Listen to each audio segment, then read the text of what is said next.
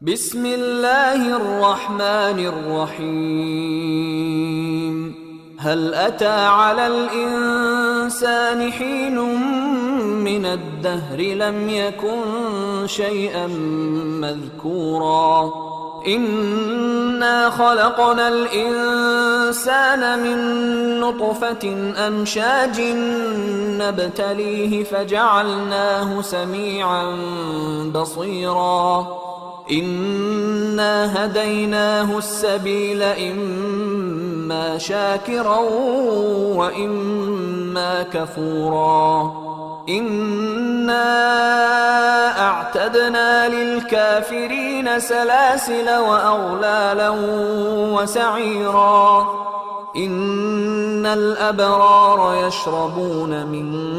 كأس كان مزاجها كافورا عينا يشرب بها عباد الله يفجرونها تفجيرا يوفون بالنذر ويخافون يوما كان شره مستطيرا ويطعمون الطعام على حبه مسكينا ويتيما وأسيرا إنما نطعمكم لوجه الله لا نريد منكم جزاء ولا شكورا إنا نخاف من ربنا يوما عبوسا قمطريرا فوقاهم الله شر ذلك اليوم ولقاهم نضرة وسرورا وجزاهم بما صبروا جنة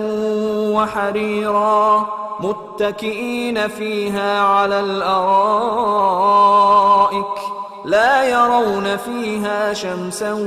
ولا زمهريرا ودانية عليهم ظلالها وذللت قطوفها تذليلا ويطاف عليهم بآنية من فضة وأكواب كانت قوارير من فضة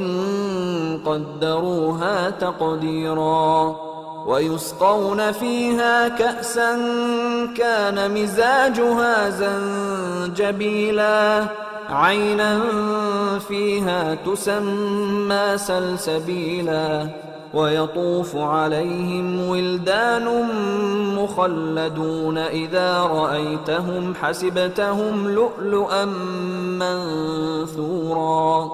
وإذا رأيت ثم رأيت نعيما وملكا كبيرا عاليهم ثياب سندس خضر واستبرق وحلوا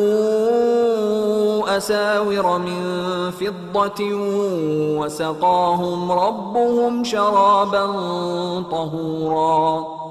إن هذا كان لكم جزاء وكان سعيكم مشكورا إنا نحن نزلنا عليك القرآن تنزيلا فاصبر لحكم ربك ولا تطع منهم آثما أو كفورا واذكر اسم ربك بكرة وأصيلا ومن الليل فاسجد له وسبحه ليلا طويلا إن هؤلاء يحبون العاجلة ويذرون وراءهم يوما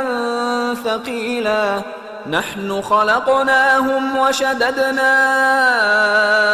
أسرهم وإذا شئنا بدلنا أمثالهم تبديلا إن هذه تذكرة فمن شاء اتخذ إلى ربه سبيلا وما تشاءون إلا أن يشاء الله إن ان اللہ کان علیما حکیما يدخل من يشاء في رحمته والظالمین اعد لهم عذابا الیما۔ شروع اللہ کا نام لے کر جو بڑا مہربان نہایت رحم والا ہے۔